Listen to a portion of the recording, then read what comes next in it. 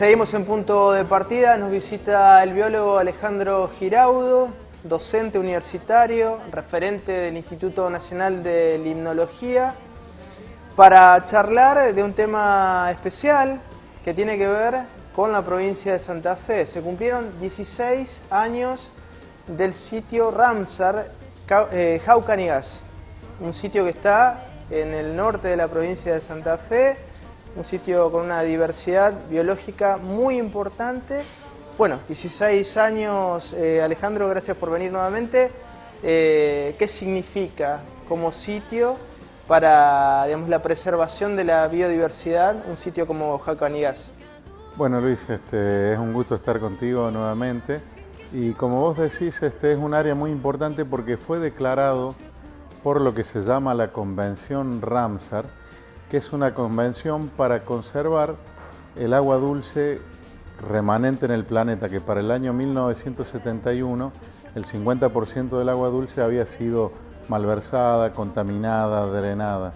Entonces ahí se genera una convención de países sobre el ambiente, la primera que existe, anterior incluso al convenio sobre biodiversidad, en donde en esa convención los países se comprometen a conservar y manejar racionalmente y sosteniblemente a los humedales, que son los principales reservorios de agua, y la biodiversidad asociada. En esa convención, una de las exigencias que se le impone a los países por esa convención, digamos, que funciona en Suiza, es que creen los sitios Ramsar, que son áreas en donde la gente sigue viviendo, utilizando los recursos, pero que se aplican políticas que de hecho deberían aplicarse en todo el territorio, del uso sostenible de los recursos a través del tiempo.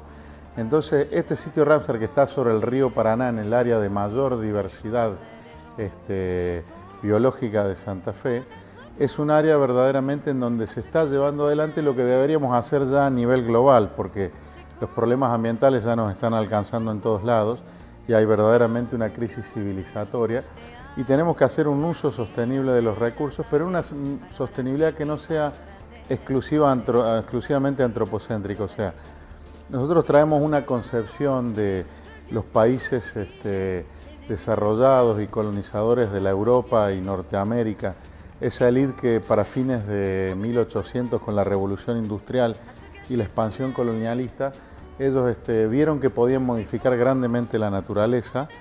En ese momento se estaban expandiendo a África, los americanos estaban expandiéndose también en Norteamérica y en otros lugares del planeta. Y ahí surgieron dos concepciones. Una que era, digamos, básicamente el capitalismo industrializado, que empezó a acabar con grandes recursos naturales y se produjeron extinciones como la del bisonte o la paloma migratoria.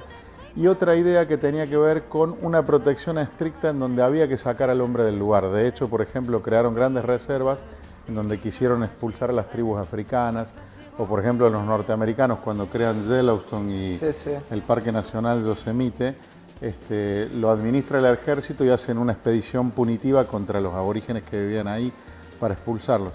Entonces ellos crean una dicotomía naturaleza-sociedad. La sociedad funciona independientemente de la naturaleza, los hombres civilizados viven en la ciudad con lujos y por otro lado la naturaleza solo puede ser conservada sin el hombre. En esa dicotomía todavía seguimos viviendo. O sin ciertos hombres. Sin ciertos hombres, exactamente. Claro, el hombre blanco sí la puede conservar. Porque la realidad era que los africanos, los norteamericanos o las culturas indígenas nuestras no habían extinguido animales, no habían malversado los recursos y de hecho tenían culturas que aprovechaban muy bien los recursos.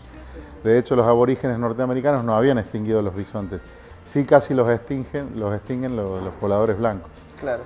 Entonces ahí surge una tercera opción que sobre todo surge en Latinoamérica, que es considerar al sistema socioecológico total como sujeto de la sostenibilidad ambiental. O sea, consideramos a las sociedades, pero más integradas con su entorno y su naturaleza, pudiendo utilizar los recursos, pero utilizándolos de una manera en donde también se valoren los servicios ambientales, la biodiversidad y todas esas funciones ecosistémicas que nos mantienen a las personas. Esa visión, digamos, que ahora está sostenida en el mundo por muchas ONGs ambientalistas, pero sobre todo por la ciencia que ha visto que verdaderamente estamos impactando al mundo, es la que se quiso aplicar en Jaucanigas. Y en esa visión vos necesitas una sociedad comprometida con los recursos naturales. Y justamente en el sitio Ramsar nos juntamos el Instituto de Cultura Popular, INCUPO, que hace años que trabaja en cuestiones de soberanía alimentaria, agroecología, situaciones de pobreza, el INTA, municipios y comunas, organizaciones intermedias, facultades, universidades, el CONICET, y estamos todos desarrollando un programa de turismo sostenible, de manejo sostenible de la pesca, de manejo sustentable de los bosques, en donde participa también la Secretaría de Ambiente, por supuesto, como órgano administrador, y ya tenemos un montón de gente e instituciones que estamos cambiando la lógica de uso de los recursos naturales.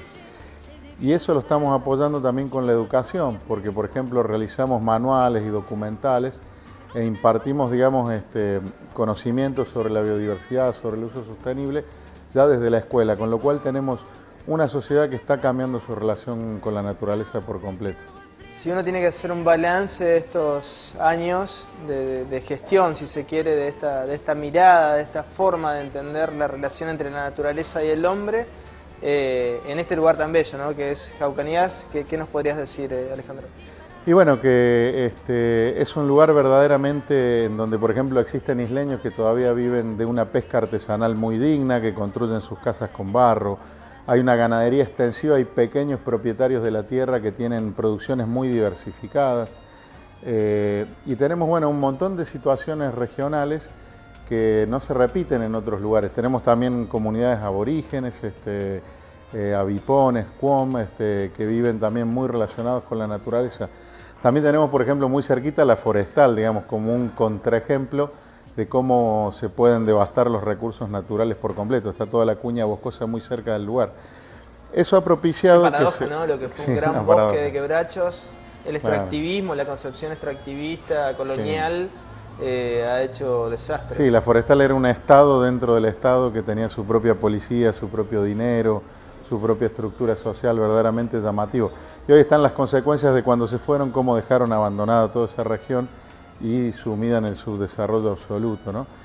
Bueno, pero eso se está discutiendo en la región y ya Jaucanigás se ha transformado como en una marca, se está haciendo un turismo sostenible, un ecoturismo, un turismo en donde la mayor parte de los beneficios quedan para los pobladores locales y no son actividades extractivistas, sino que son actividades de contemplación de la naturaleza, de observación. Eso está aumentando mucho en el sitio Ramsar, están aumentando los proyectos sostenibles y esa es una opción, digamos, que la gente está tomando cada vez más, porque también nos damos cuenta de que muchas de las raíces de nuestros problemas ambientales, inundaciones, pérdida de suelo, etcétera, etcétera, incluso varios de nuestros problemas económicos tienen que ver con el mal uso de los recursos naturales.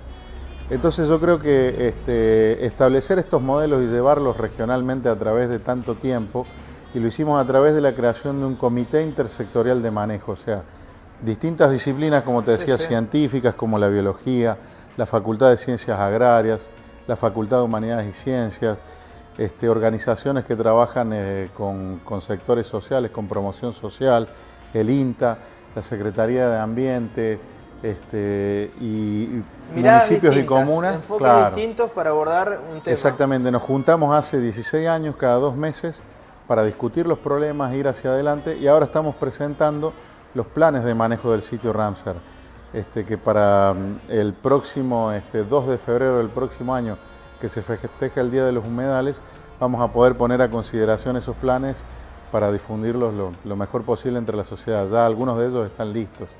Hablando del futuro, Alejandro, hablando de distintos proyectos en esta misma línea que se pueden llegar a realizar en la provincia de Santa Fe y en otros lugares de Argentina, ¿qué nos puedes contar? Bueno, el sitio Ramsar ha servido de inspiración a la creación de varios sitios Ramsar en la provincia de Entre Ríos, en otros lugares del país, y nuestro sitio, digamos, está siendo tomado como modelo tanto por Ramsar internacionalmente como por las autoridades nacionales para llevarlo adelante. Y de hecho te tengo una buena noticia, aquí se acaba de crear un sitio Ramsar en esta región compartido entre Ríos y Santa Fe, que también está en el río Paraná, y estamos ahora tratando de formar un comité de manejo para trabajar en esta región con la idea de Jaucanigás, digamos, traerla un poco acá regionalmente, aunque los problemas son más amplios porque tenemos 2 ciudades grandes como Santa Fe y Paraná. Ese sitio se extiende incluso hasta Rosario, hasta la zona norte del Delta. Es un área muy grande también, pero bueno, las ideas y la experiencia que hemos tenido en Jaucanigás, que es un prototipo más pequeño, más manejable, más, con más posibilidades de acción en relación a una coordinación pensada, se está llevando a otros lugares. Y eso quiere decir también que la gente tiene expectativas de que el manejo de los recursos mejore, que tengamos otro acercamiento a la naturaleza y que podamos cambiar un poco la visión que tenemos sobre esto. La zona esta que estás comentando, Alejandro, el nuevo sitio Ramsar en Santa Fe, ¿desde dónde hasta dónde abarcaría? Y abarca aproximadamente de acá poquito al sur de la ciudad de Santa Fe y aproximadamente hasta las inmediaciones de Rosario, es un área bastante grande. Creo que el límite puede ser el puente Rosario Victoria. ¿Y esta delimitación está fijada institucionalmente? ¿Hay normas? ¿Cómo se institucionaliza, entre comillas, bueno, te cuento nuevo que, sitio? Un sitio Ramsar tienen que ser las provincias quienes propongan, porque tienen que ser las autoridades provinciales con soberanía territorial sobre el lugar propuesto. Entonces es un sitio conjunto propuesto por Santa Fe y Entre Ríos, que los dos gobernadores firmaron una ficha en donde hay toda una cuestión técnica de delimitación del sitio, de características biológicas, características culturales, incluso las problemáticas sociales posibles, y esa ficha es enviada al comité de Ramsar en Suiza, y ahí representantes de todos los países deciden si el sitio va a ser designado o no, de acuerdo a la calidad de la presentación, a la ubicación y a diversas características. Y tiene que cumplir ciertos criterios, por ejemplo, tener una biodiversidad aceptable, una calidad ecológica determinada, tener también, por ejemplo, poblaciones de peces, culturas relacionadas con el uso de los recursos que sean principalmente tradicionales. Y bueno, una vez que cumplen esos criterios, se puede perfectamente designar, y eso se hace a través de Cancillería de Nación, porque también hay un reconocimiento nacional, hay un reconocimiento provincial y nacional de que esa es un humedal de importancia internacional y va a tener que ser manejado con los criterios, los lineamientos que establece Ramsar y del manejo sostenible y racional. Ojalá, Alejandro, que este nuevo sitio pueda desarrollarse y tenga una larga vida y que, bueno, también el sitio Jaucanigas también siga expandiéndose, ¿no?, en sus propósitos que son importantes para toda la comunidad. Sí, efectivamente. Bueno, te agradezco mucho por las consideraciones. Y otra cosa que quería simplemente indicar es que en estos sitios se pone a todas las fuerzas públicas, a toda la tecnología, la ciencia, el conocimiento que tenemos, al aporte de distintas culturas y a la educación en pos de solucionar un problema, como te decía, civilizatorio, que es la malversación de los recursos naturales. Y hoy en día, ayudados también por los medios de comunicación, como es tu caso, podríamos ir revertiendo estas situaciones de deterioro ecológico y social que van siempre de la mano. Gracias por estos minutos. Gracias. Seguimos en Punto de Partida.